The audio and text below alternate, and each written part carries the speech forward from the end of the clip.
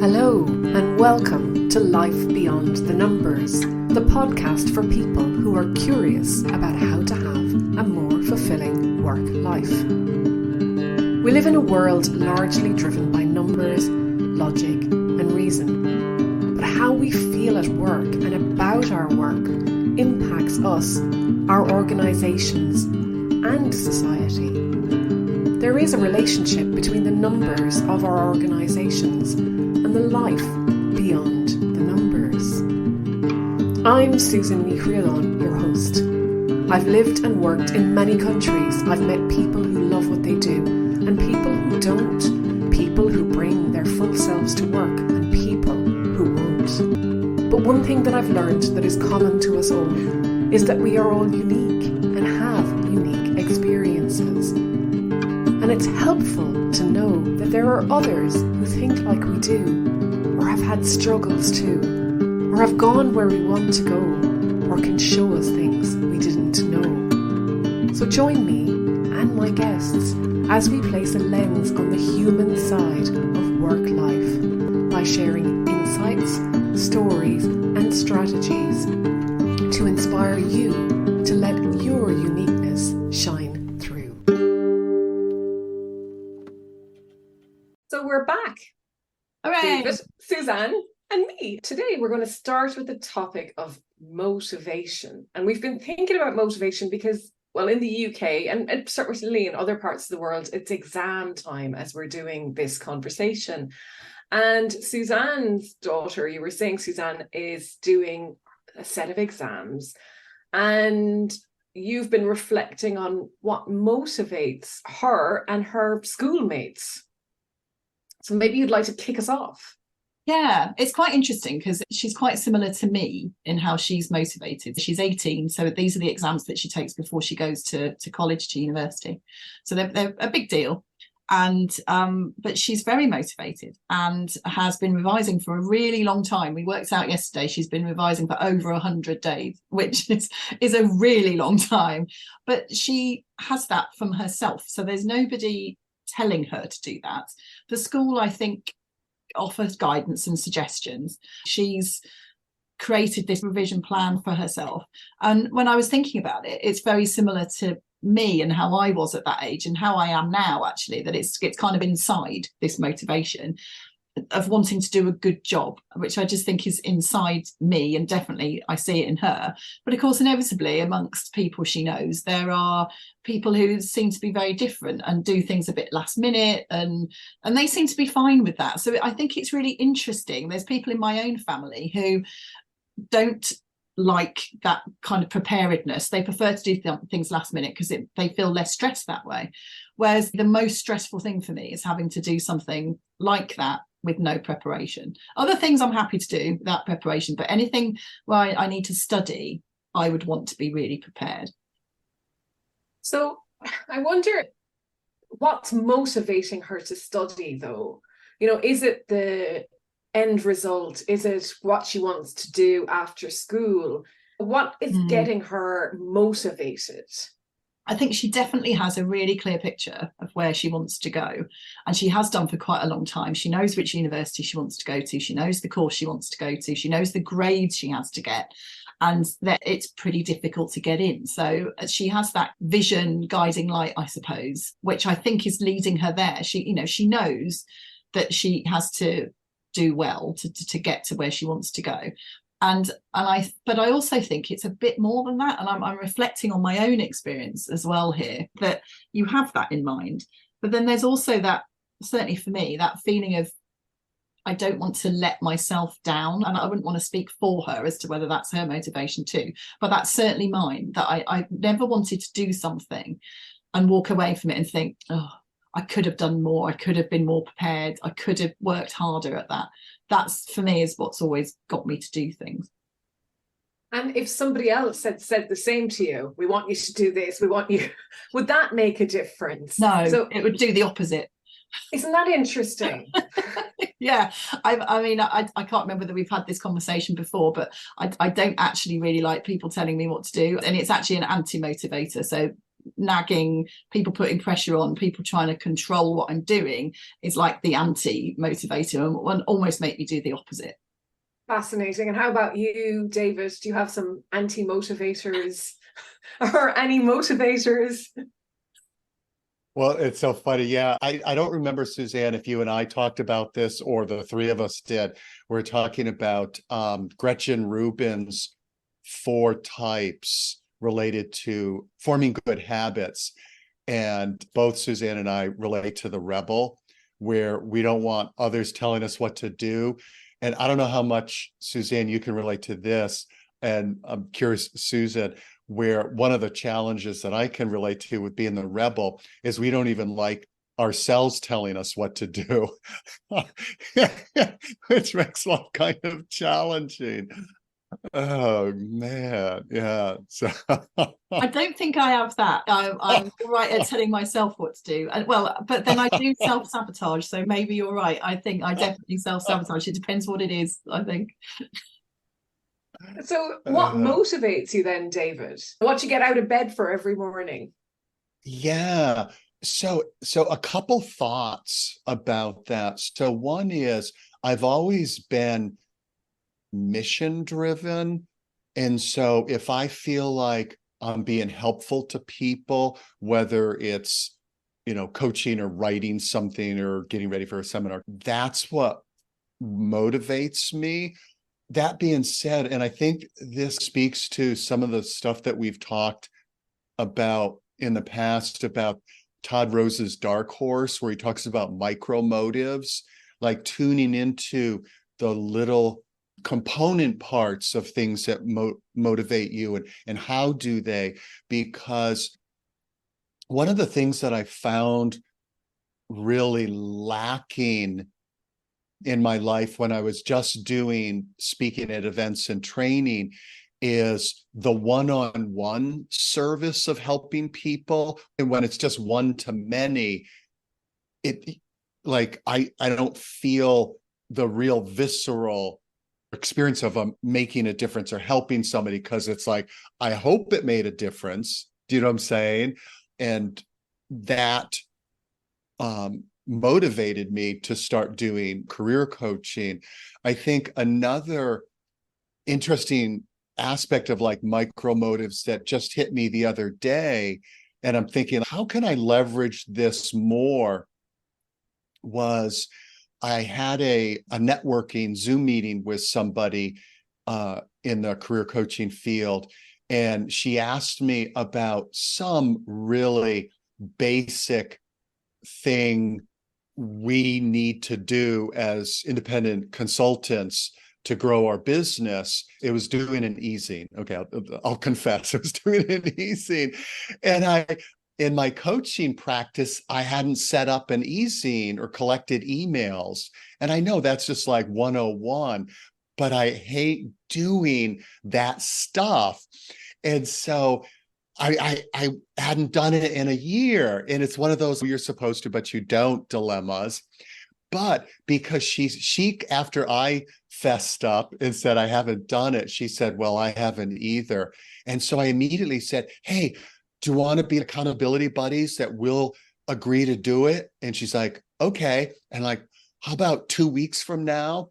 And she said, I can't commit to that, but I can at least commit to researching which platform. And this thing that I had procrastinated on for a year, because I felt like if I do it, it'll inspire her to do it. I did it in a week. And I'm like, duh, why did I do this a year ago? But I was able to stumble upon the lever that worked. It's inspiring others, role modeling what I'm encouraging them to do. So I'm working on like, how do I use more of that to do all those things I know I need to do and I'm not doing? I'm sure you could just put out a call to action somewhere saying, I'm looking for people who need help with. Right. That'll force you. Because it's like a forcing function, isn't it? I mean, that's what it became, a forcing function for you to get beyond your doubts, procrastination, whatever it is. I think about motivation a lot because some things just come so easily. I think in a way we have to be motivated to do everything. Anything we do requires motivation, you know, getting up out of bed, brushing your teeth, eating is maybe an easier one, but some things really require a large degree of motivation. And I go to CrossFit, which is like high intensity interval training, strength, endurance, that kind of stuff. And I go at 6:15 a.m. is the class, and I only go twice a week, so it's not huge, but I still have to motivate myself to get out of bed at 5:45 a.m. to get there on time and all of that. And I often wonder what drives that. There's something in me that knows it's good for me, or the enjoyment I get out of it, but it's all self-directed. And I wonder if somebody told me to do it, would I? Probably not. And that's a really interesting thing. It's not driven by health, it's driven by enjoyment or interest.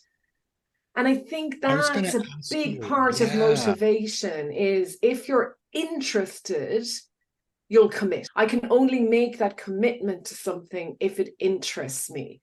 And there's a lot of stuff I have to do that doesn't, so it falls down the list.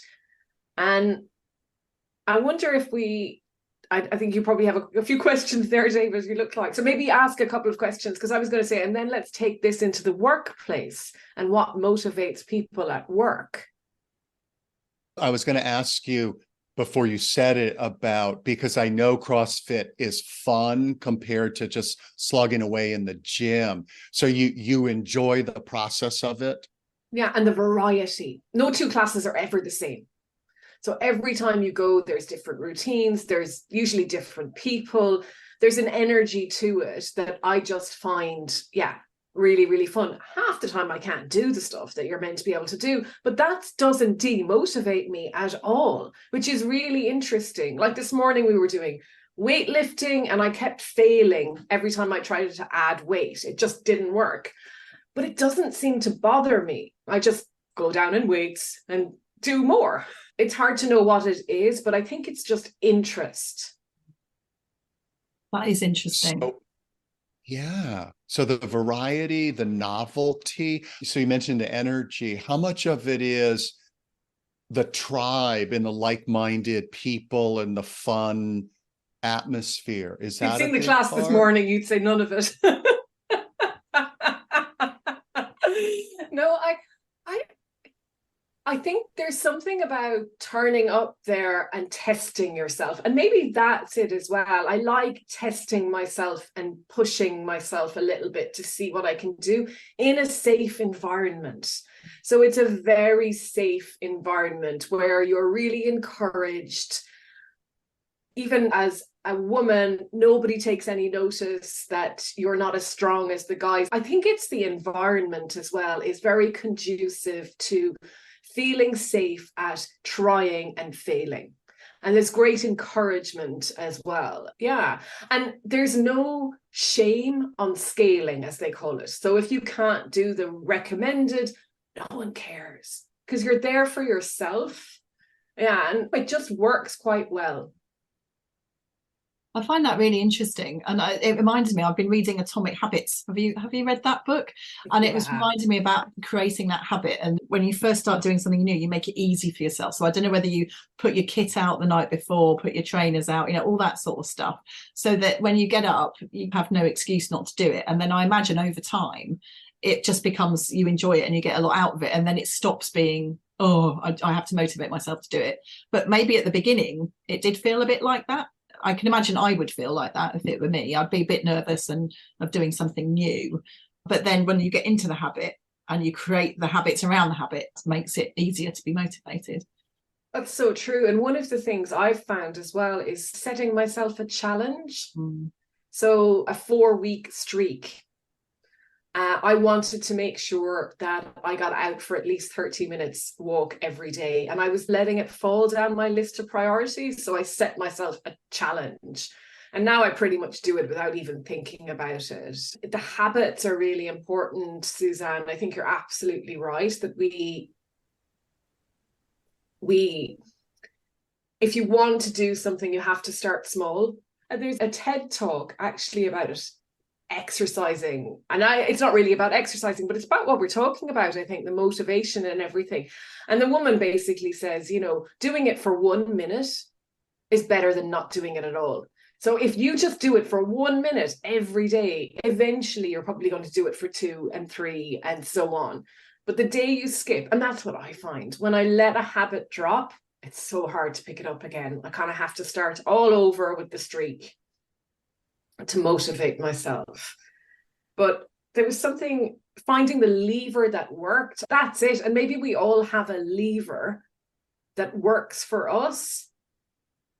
Well, your scenario, I think, is so fascinating for multiple levers, multiple elements of why you enjoy it. And it would be fascinating to explore, at the risk of going back to dark horse, like the micro motives, how those things that work for you, you can apply in other situations. So like the variety, the testing yourself, you're not competing against somebody else, you're exploring on your own, no shame. It's all those different things. Yeah. And I would say the podcast, I don't know how you feel about that, Susanne. And I know, David, you're starting one as well, but that is something that I motivate myself to do. Yeah, sure, I tell people there's an episode going out every week, but I don't think anyone's going to be upset if there isn't. You know, it's not like I'm going to have people knocking down the door going, hey, where's the latest episode? But yet, I love doing it. I'm driven to do all of it. Like, I do the whole thing myself.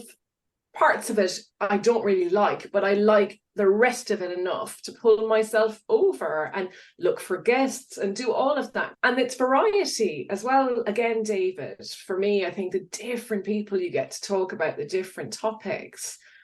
Is that something you would find too, Susanne? Or definitely. I mean, I found with mine that I have periods when I fall in and out of love with doing it, definitely. But I think for me, variety is a big motivator, and I don't have a very good attention span. So I think anything where I've been doing what feels like the same thing for a long period of time, I start to get bored. And I did have a period probably towards the beginning of this year when I did start to get a bit like, I don't know whether I want to be doing it anymore. And I had a chat with Pete, who produces my podcast for me, and he said, well, don't, you know, if you don't want to, but just see what happens.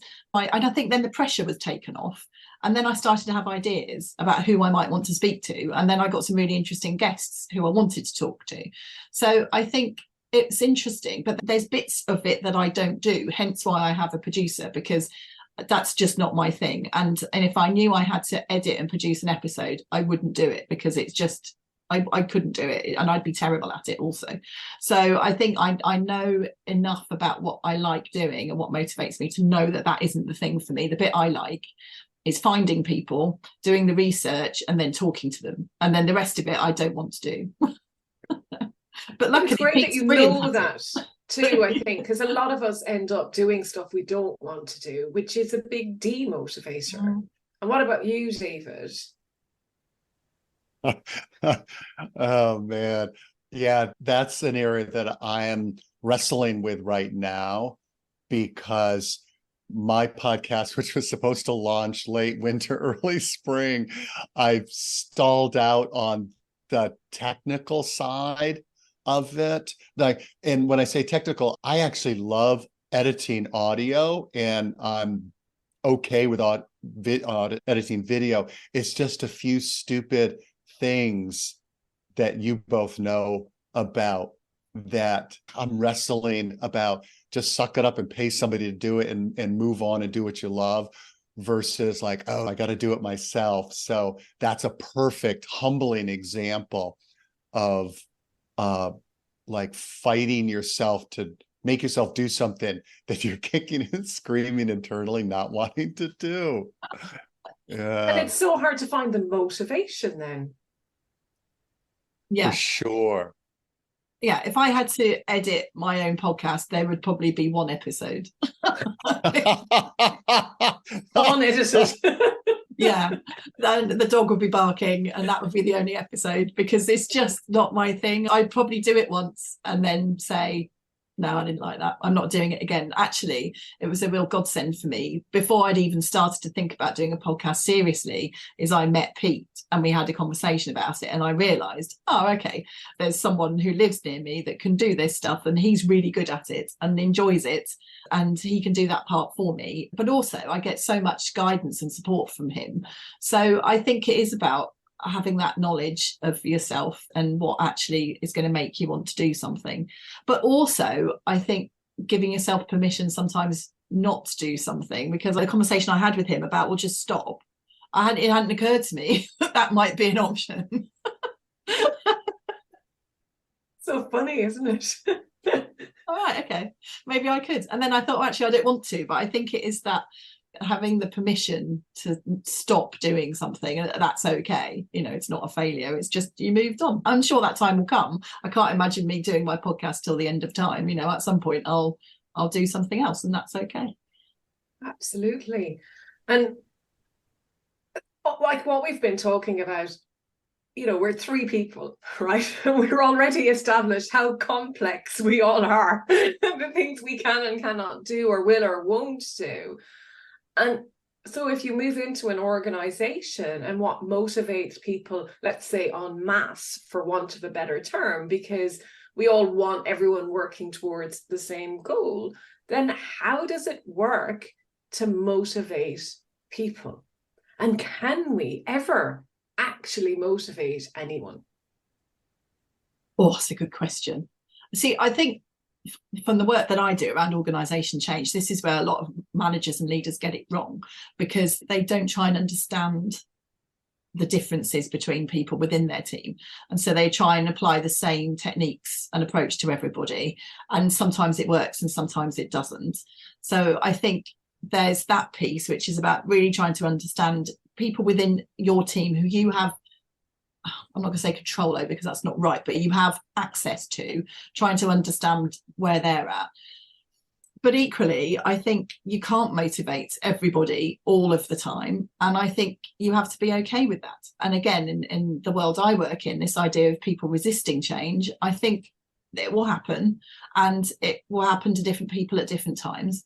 And you just have to accept that that's the case, and you have to work with it, but you have to accept that you're not going to take everybody with you, that they're not all going to be delighted by this thing that's happening, and that's okay. You do as much as you can, but at the end of the day, people's motivation is such a personal thing, and everyone's so different. There's only so much that you can do. And I think when I'm working with people, I often say you try and focus on the 80%, and you know, everyone else will either come along with you or they won't. If they're not going to come along with you, they probably never will. And so you just have to be accepting of that. What about you, David? What would you say? Yeah, I would love to hear more from both of you around the understand where they're coming from, and the sort of the good old seek first to understand, because it's so different than let's champion this change and use force of will. Any stories or more thoughts about having like more understanding and compassion for the natural resistance to change? I've probably talked about it before, but my colleague Alan Arnett always uses the analogy of a shiny pen in the approach that most organisations use with change. So the leaders act as the salesman of the shiny pen, and the change is the shiny pen. Look at my shiny pen. Don't you all want the shiny pen? That's the sort of the approach that lots of leaders take. And actually, there's a step before that they haven't done, which is, do they actually need a shiny pen? have you bothered to try and find out whether they're even interested in your shiny pen? And it's not just during change, and it's just normal during business as usual, that people can make with their teams and their colleagues just to try and understand them on a more personal level. So all the time in work, you see that sort of work face. I think that's changing post-COVID, because we've seen a lot more of people's personal life whilst they've been working from home. But really just talk to people and understand who they are and where they're coming from. And then you have an opportunity to appeal to that side of them in the work that you're doing, or getting them engaged and involved in what it is. And you said stories there, David, but I think that's the key to it, is actually listening to people's stories and listening to their experiences and asking them, has anyone ever asked you, aside from this conversation, David, what motivates you? I mean, has that a conversation that's ever happened at work? It's never happened for me. No, yeah. And that's really interesting, Susanne, because one of my colleagues, Helen, and I, we do some leadership development training together, and we run 5 days for a cohort that are usually within the one organization, and we do it over a period of 3 months. On the third day, we really focus in on motivation. And actually, I love Dan Pink's model from Drive, that people are motivated by autonomy, mastery, and purpose. I think it's such an easy way to think about it. And even as you were speaking earlier about your daughter, she's self-directed, like there's absolutely no doubt about that. The mastery is her really wanting to get better so she can get into the course that she wants, which is her purpose, because it was a vision and a guiding light. And so you can fit that model to people. And this is what we say to the guys that we're training, because a lot of the people we tend to work with for some reason are salespeople, and they think often that their team are motivated by money, that's what motivates them, to go for the incentives and the bonuses and all of that. But actually, we say to them, that's driven by something else. So what is it they want the money for? Is it for family holidays? Is it for education funds or whatever? Because what's that about? It's about keeping the family together. And actually, once you start digging in, you really begin to understand what it is that motivates people, that gives them that their own purpose and not just the organizational purpose. And there's a thing, pay people more, great. But I don't know. I mean, I was lucky enough to earn very decent money in a couple of jobs I did, but it didn't motivate me more. And it was easier to walk away from because I wasn't motivated by the money. And I think for me, it's pay people enough so money is not an issue. And then you work with people to see what drives them. In 9 Lies About Work, that book, they talk about a study in some hospital in the US where I think it was with doctors that if they were able to do 20% of their week on something that they really enjoyed doing, that carried them over for the rest of the time. And I think others have shown that in other places as well, that actually, if even for 20% of your working day or working week, you get to have autonomy, mastery, purpose, that will give you enough motivation to continue. So they're the kind of things I think about, David, if that answers your question. Yeah, and also 2 quick things based on what you said. So when you talked about getting money off the table, I think one of the things I've seen so often is managers, leaders don't understand the difference between hygiene factors, which is that, and what truly motivates people. Like one of the things I'll say to a group, I'll say, so here's an example of a hygiene factor. If this seminar room was 90 degrees, it would definitely diminish your enjoyment of the seminar. But if we get it down to, let's say, 70, you're not going to tell your friends, oh, I went to this great seminar today, it was 70 degrees. So hygiene versus motivation. The other thing, and it's funny because I asked you, so tell me more about how do you understand people, et cetera. And then as you're sharing, I'm thinking, man, it really makes me think, going back to curiosity is getting curious versus judgy. It kind of goes back to what we were talking about earlier with not doing what we need to do. Is if I'm working with somebody and they don't do their agreed upon, quote, homework, and I'm telling myself a story like, oh, they're not motivated, they're lazy, they don't take it seriously. And instead of coming from that judgy point of view, asking like, so what happened? And it turns out they didn't understand what the assignment was or whatever. Get curious not furious, get curious instead of judging. So I haven't heard that one before. Get curious, not. Yeah, isn't that a great saying? I'll give a shout out to where I first heard it, a guy named Mel Silberman. And he said, people with high emotional intelligence, when they deal with difficult people, they get curious, not furious. I'm like, man, I need more of that.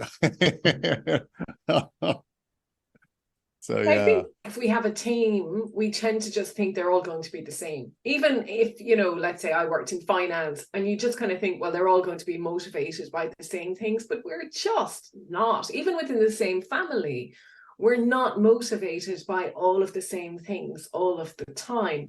And I think even deeper than that, we don't necessarily know what motivates us. No, I mean, I think you're right. We almost know what we don't like, what demotivates, more than we know what motivates. It's easy to think of situations where we've not felt motivated at work, but it's harder to think about a time, oh, when did I feel really motivated? Because I don't think you notice it in the moment, do you? That's the issue. Because I suppose you're kind of in flow as well. And are all of these terms the same thing then? That's the other thing. As we're talking, I'm thinking about engagement and what we say about engaging people at work. Is that the same as motivating? Is that the same as having people in flow? How do we distinguish between them? Or are they very intermingled? That if you get one of the ingredients wrong, you'll ruin the cake. If you get them all right, you'll get the icing on the cake. Anyone have an idea? I've got a couple thoughts. So one quick little fun fact related to flow state. There was a really interesting white paper by McKinsey and Company on flow states, and some survey they did with executives, they said that they were 500% more productive whenever they were in a flow state. So anything and everything we can do to hack, like how do you get into a flow state, worth the effort. So to me, when we're motivated and engaged, we're probably in a flow state. And I think of engagement is like motivation aligned with the employer's goals. So they want to do a great job to contribute, and they're able to do a great job. So that's sort of the combination. And back to the themes of today, that each person, I like to think of it as each person has an engagement recipe, like different ingredients that need to be there. So back to, I think, Susanne, you're talking about, or actually both of you, knowing the individual team members and what motivates them, so they are in that state of flow and high performance. I think you're right, and I think it is, they are interrelated. So I wonder, is it possible to be in a flow state if you're doing something that you don't find motivating? I suspect not. And if someone is demotivated, they're not likely to be engaged with something. I read a paper once about enchantment, organisational enchantment, which I really like as a phrase instead of engagement. So it's like, you know, you can't motivate somebody who isn't engaged. You can't engage someone who isn't motivated. They're so interconnected. But I guess for a person to feel engaged in the organisation, they need to have all the things that you were talking about earlier, Susan, in terms of autonomy and purpose, and which is why during a period of change or transformation, I think people don't feel that, and then they don't feel engaged because they lose that certainty, that autonomy. It's David Rock, isn't it, who's got his SCARF model, which I absolutely love, which is, you know, you have to have those factors aligned, and people need to have answers to their questions about the SCARF factors. Otherwise they feel uncertain, and then their brain sort of trips into like a fight or flight reaction, and they can't engage. So it's trying to line everything up, I think.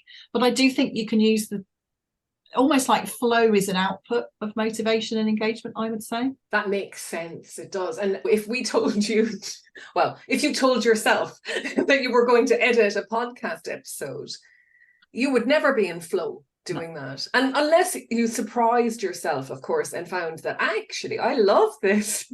Well, that's true. And I can get very engaged in things that are actually, you know, perhaps some people might think would be quite menial. So one of the things I actually really like doing is making a really nice PowerPoint slide. I really enjoy doing that, and I can definitely get into flow doing that. I suppose in some ways it probably is intellectually demanding, in that you've got to try and group information together and all of that sort of thing, but I actually really like it. I'm working with a client at the moment and I'm actually quite in demand all the time. They keep sending me emails like, Susanne, can you make this look pretty? And I'm actually going to do a lunch and learn session for them just about how to do it, but I get a lot of pleasure out of that. But it's not the day job, but I actually do quite enjoy it. It's interesting. And I think what you were saying as well then about change is, if change is being announced or whatever, the fight or flight, I mean, we possibly are losing autonomy over how our job is going to be done. We're losing mastery because we're going to have to start all over again with something we didn't know how to do. And we may well buy into the purpose of it, because we might be, as you were saying, David, we might be engaged in the workplace and buy into the purpose of the organization, but just those other ones have fallen out of balance. And keeping all of those together for everyone, that's probably a big ask. Yeah, I don't think you can. I'm thinking about some of the work I do with leaders, and I think you have the kind of the corporate message, but I think the work of the leader is to then tailor that to what they know about their team members. So the corporate communications department cannot create a single message that's going to tick everybody's boxes, but they can share the information that needs to be shared. And I think it's for leaders then to tailor that. It's Noel Tichy, isn't it, what he does about the leadership point of view and the teachable point of view. So you have to, as a leader or a manager, get this information. You shouldn't just parrot it, well, I've been told to tell you this. No, that's not going to work.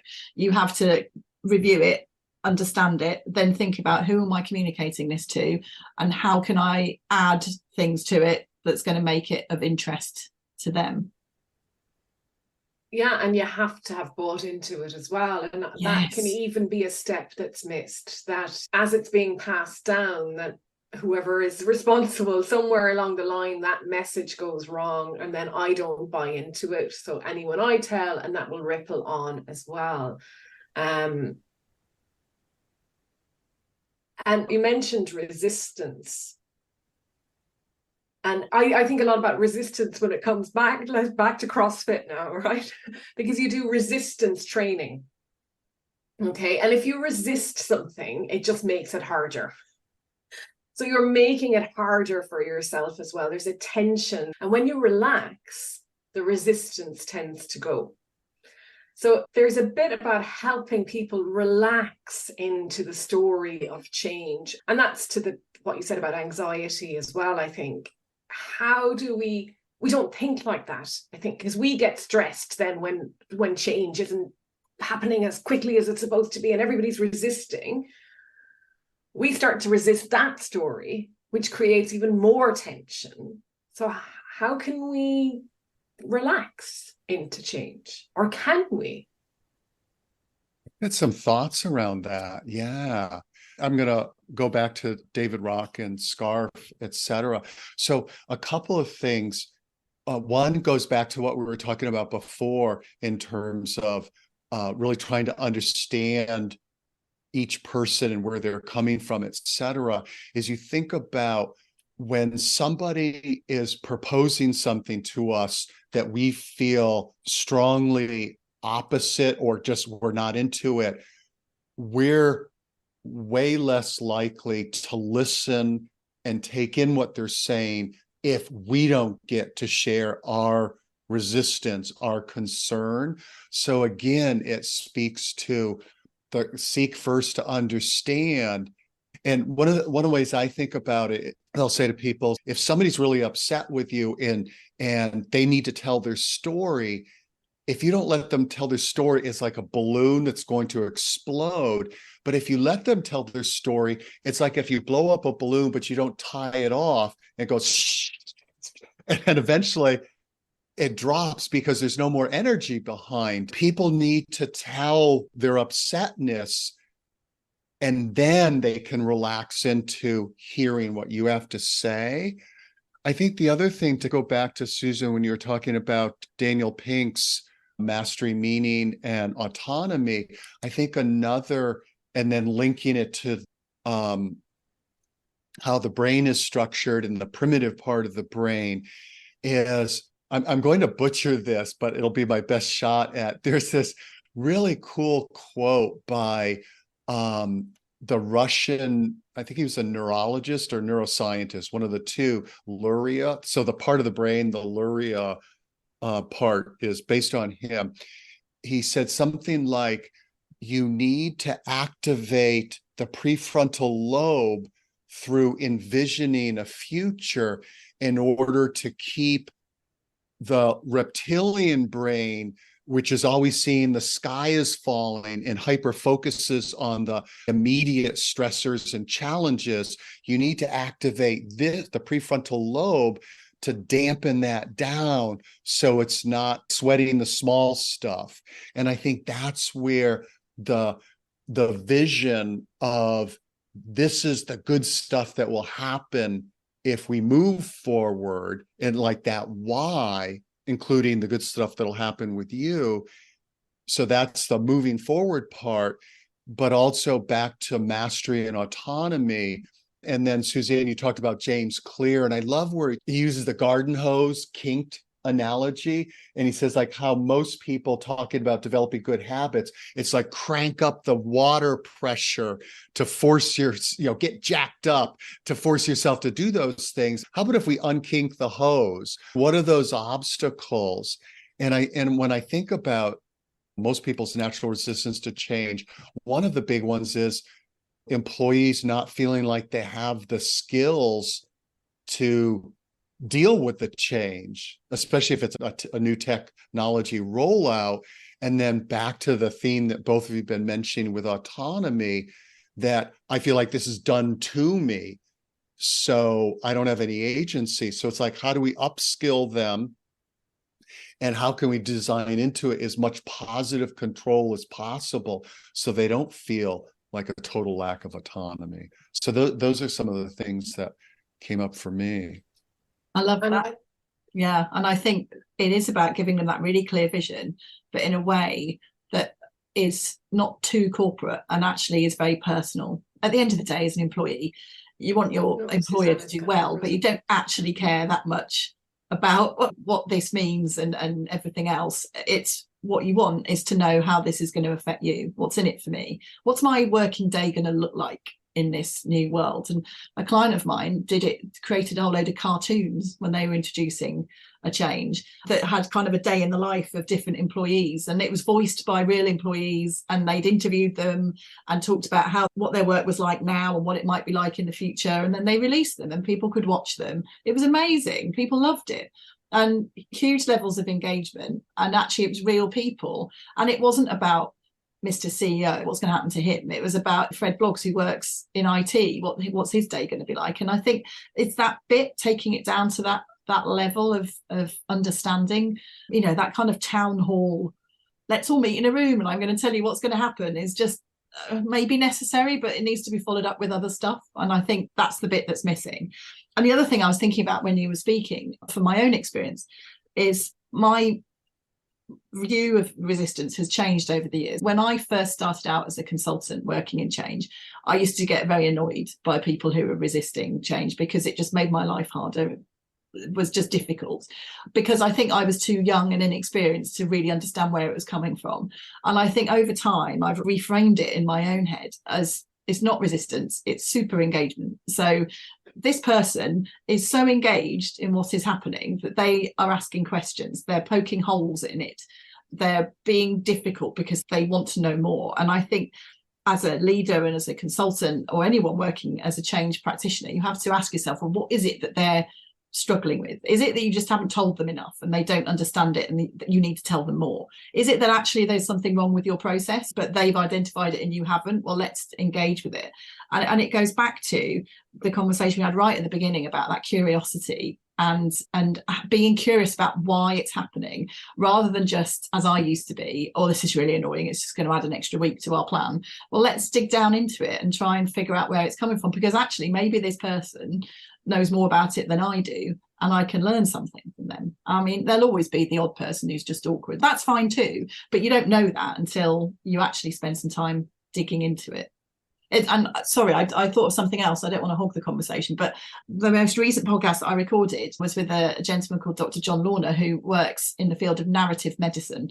And he used an analogy, which I know you guys will love, about asking questions and being curious. He said he sees it as weaving a tapestry, not digging a hole. So typically you'd think about, oh, we've got to dig into the detail. No, it's about asking questions that enable us to explore the story in more detail. When you were speaking, David, I really thought about that exploration. And he also said that we have to be curious enough to destabilize ourselves. And I think that's what stops people from being curious, because it's like asking a question is a sign of weakness, or what if it takes me down a hole that I don't know the answer. And I think it's about creating that instability in ourselves that means we can be curious enough to ask more questions. I love that. That's I know. Very powerful. Isn't very, it? very powerful. His stuff's amazing. He's written some amazing books. I did a podcast with him. It was released, I think, last week. So it's so interesting. Completely different field, but so many parallels to corporate life. And yeah, the destabilizing ourselves. And the other thing I think of there is we've been brought up, I would say, to always look for solutions. You have to find the solution. So what's the solution to shutting this person down? Or how do we, that's the solution, we'll shut them down. And actually, you know, I think I often quote that Einstein quote of, if I had an hour to solve a problem, I'd spend 55 minutes on the problem and understanding it, and then 5 minutes on the solution. And there's so much about understanding the problem and digging into that. And oftentimes when it comes to change, we've gone beyond that. We've figured out what's the right thing to do, perhaps, but we haven't brought people with us, and they still don't understand the problem with the old. Yeah. And you have to, as well, I think, balance that with recognizing that there was some good stuff that happened in the past. So again, appreciative inquiry is a model that I use a lot in my own work. And part of that is appreciating the best of what is. And I think if you're trying to motivate people, don't tell them that everything they did before was really rubbish. Never a good strategy. No. So you have to be able to demonstrate what is being carried forward and why that is the case. And again, I used to cringe when I had my corporate job that some of my colleagues would come in and basically rip apart everything that had done before. And you think these people are sitting in the room, you're basically saying everything they've done for 10 years is bad. We have to replace it with something else. And then you expect them to want to work with us. Why would they do that? So I think it's that balance of not constantly wanting to move forward, but being prepared to look back and take some of that with you. Mm-hmm. Yeah. Have you anything to add there, David? I just love the being annoyed with the change. That's so true. It's like, come on, just get with the program. Jeez. The one thing that also popped up in my mind, back to like understanding more of the neurobiology or just the biology of resistance to change, that one of the things that was interesting, I can't remember who it was with the interview, but they were talking about, keep in mind that calorie conservation is one of the most important survival programs, because as opposed to our world, for at least for us, that finding calories is not an issue. It's like not consuming too many is more the issue. But in caveman, cavewoman day, finding calories is really critical. So don't waste any. And so sticking with the old ways conserves calories. And also, since, as you know, the brain, when we're thinking and problem solving, uses lots of calories, sticking with the tried and true saves energy. And so there's this like really primal drive that keeps us from, and the people we're hoping to embrace change, keeps that from happening. So I think that's another little data point that can help us from being annoyed and judging the resistance. That's brilliant. And one of the podcast guests that I've had on a couple of times, Steve Haynes, he says people are gloomy, lazy predictors. Because that's what we're like. We look for the negative in things. We're lazy because we're trying to conserve those calories. We really are. And we're constantly predicting what's coming next. And if you can kind of couch all of that, and he means it in the nicest possible way, of course, but he writes a bit about the brain and anxiety and panic and stuff. And I think once anyone understands, like, well, for me, once I understand more about how my brain works and my biology and my neurophysiology and whatever, all of those terms, it just shifts how I approach things. And I would love to see more of the world being more exposed to how we actually work. And then you work out your own motivators. I don't need somebody to tell me or ask me what motivates me. I'll know, because I'll know so much about myself. Yeah, you're so right. And that should be part of management education, leadership education, because it moves you from being, oh, this person's really annoying, to I'm finding them annoying, but I know why they're doing it. And I think for me also there is that realization that the field that I work in it because I like change and variety, and you've all talked about liking change and variety, which means change is going to be easier for people like us because we get a kick out of it. There's a whole load of people who really don't like it. It makes them feel uncomfortable, and that's okay. You have to accept that in any team there'll be people who really enjoy new things and people who don't, and again, if you understand more about that person, you can reassure them, you can do what needs to be done to help them realize, change sadly is inevitable, but there's ways that we can make it easier for people who don't have it as a motivator. Yeah, rather than saying to them, why can't you just be like Susanne, David, yeah, exactly. and Susan? Stop being so annoying. Yeah. Get with the program. Yeah. It makes me think about, so I finally read Susan Cain's book, Quiet. So the book for introverts, and when she talks about the expectations in the workplace and how if you're not jumping in and talking in the team meeting, what's up with you, etc. And when you were saying that last bit, Susanne, it made me think about, rather than like say making the quieter team members wrong for being quieter, understand how they operate and how to work with that. Just like the change averse people, they're not wrong, they're just different than the people who love change. And like another aspect of neurodiversity.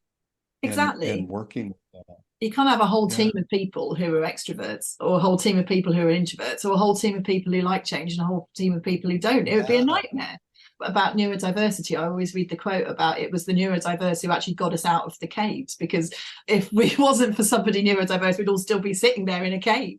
It was that person who's like, I wonder what's out there. And we need difference. But going back to what I said earlier, the way that organisation processes are set up, that it's treats everybody the same, and there's not enough of that making it different for different people, because it takes longer and it's harder and a bit more effort and more destabilizing. But actually, if you think about it, if you've got an organization of 8,000 people, how on earth can you expect one single email or PowerPoint presentation from the CEO to make everyone want to do something different? It's just not going to work.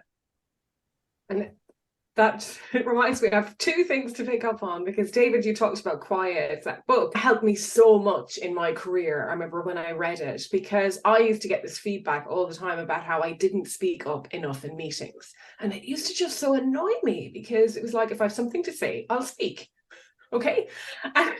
And I remember reading that book, and she says, if people don't speak up in meetings, telling them to speak up in meetings is the worst thing you can do. So I went to my boss and I said, here, read this. What you were saying there, Susanne, I think the School of Life, who I really like their stuff. One of the things in one of their, I can't remember which book, I think it's the Emotionally Intelligent Office.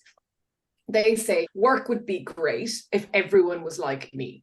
And I think that's what happens, is the CEO of the 8,000 people goes, why can't everyone just be like me? Here, off you go, just implement it. And I think that's, we're beginning to see, I hope, in the world that the people who get promoted into those positions are often not the people who should be in those positions. They should not be responsible for other people, or they should have the right people around them that they at least listen to and let them shepherd them so that they can just be the queen or the king and not be the lord and master.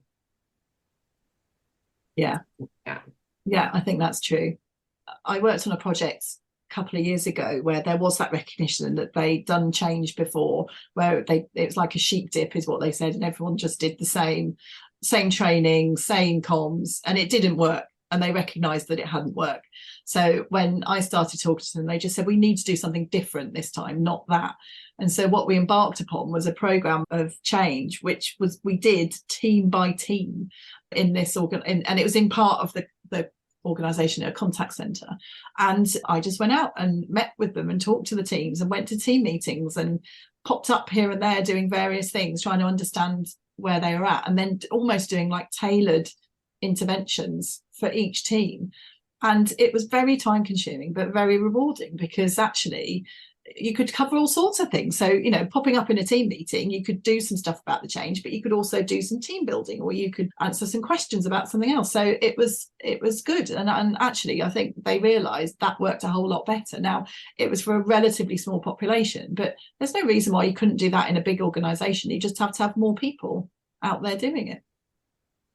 And you can also find the people inside who are those influencers that are kind of the natural influencers, so to speak, that people respect them and listen to them. It doesn't matter where they are in the organization, they're the change makers, let's say.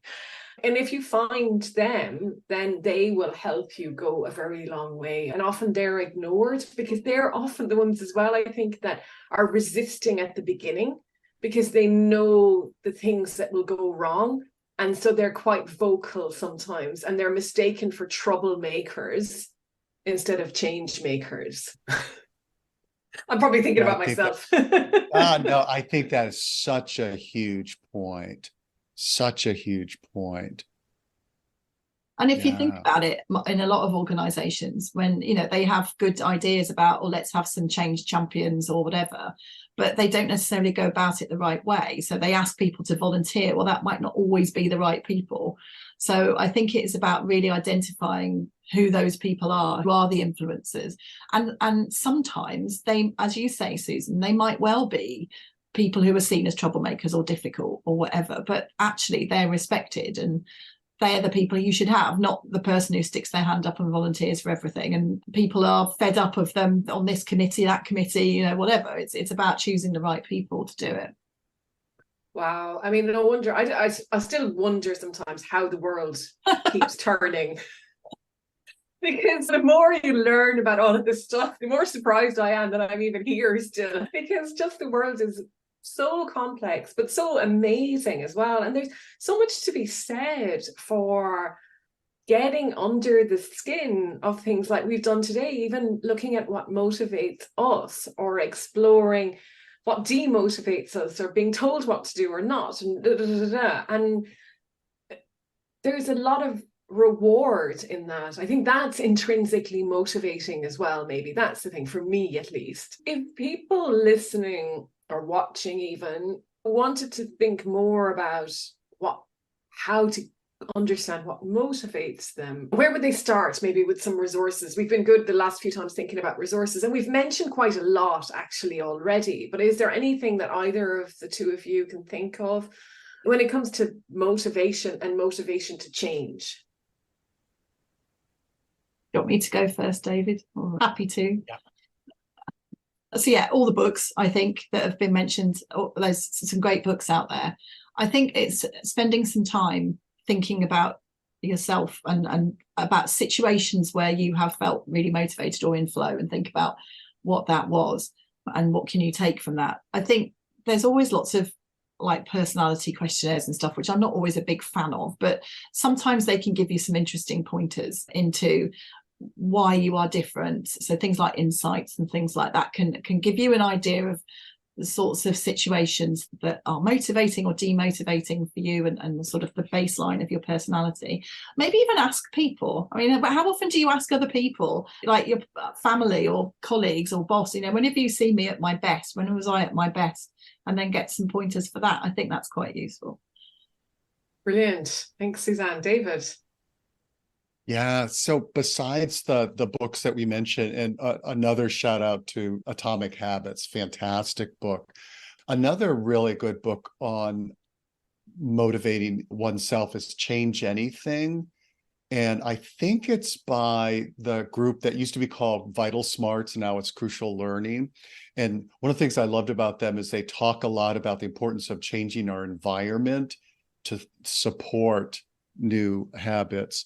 Another thought is sort of vis-a-vis our conversation about your CrossFit endeavors, like for people to deconstruct the times they feel really motivated and like, okay, what about that has been motivating and how could I translate that to other areas? And then the last as a combo is just practicing what we've talked a lot about as far as that, just bringing more curiosity versus annoyance to those pesky people who aren't getting with the program.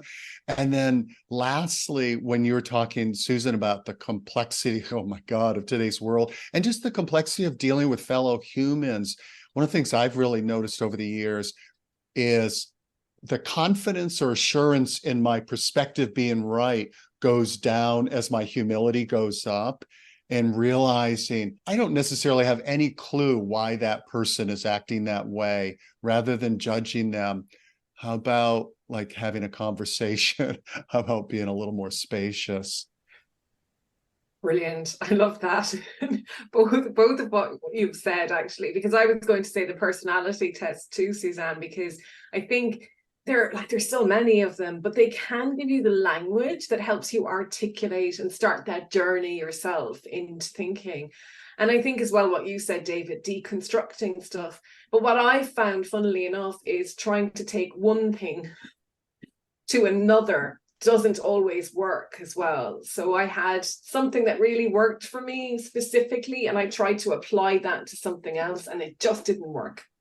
So I think for me, it's tapping into your interest. I suppose finding out, why do I really want to do this? And just keep drilling down, the 5 whys. So keep asking yourself until you get to it. And maybe then you're balancing the reasons for doing it against the reasons for not doing it. And if the reasons for not doing it are bigger, then forget it. So that also requires a bit of radical honesty with yourself. And I think that's also a difficult thing to do. And you'll be motivated to do other things differently. I think that's the other thing, maybe, is not keep it all to, if I'm motivated to brush my teeth every morning, it doesn't necessarily mean I'm going to be motivated to ride my bike to work. I bring different levels of motivation to different things I do, and thinking about that at work as well, I suppose, in the different tasks. And maybe you'll find that actually for one day a week you're super motivated, you just haven't really thought about it, and your job isn't as bad as you think it is. So I think we've mentioned so many books. It's more, what can you do yourself, that I think of. That's been so much fun. Again. I know. For sure. And I'm looking forward to reconvening next quarter for, well, who knows what we'll be talking about then. Thank you both. Thank you. Thank you so much for listening. I hope you've enjoyed the paths we traversed on today's episode. If something rang through for you, be sure to let me know. Or maybe you can share this with someone in your life who would benefit from listening too. And if you enjoy helping others, I'd be so grateful if you would leave a review, so that people who might also be curious about their own life beyond the numbers can discover this podcast too.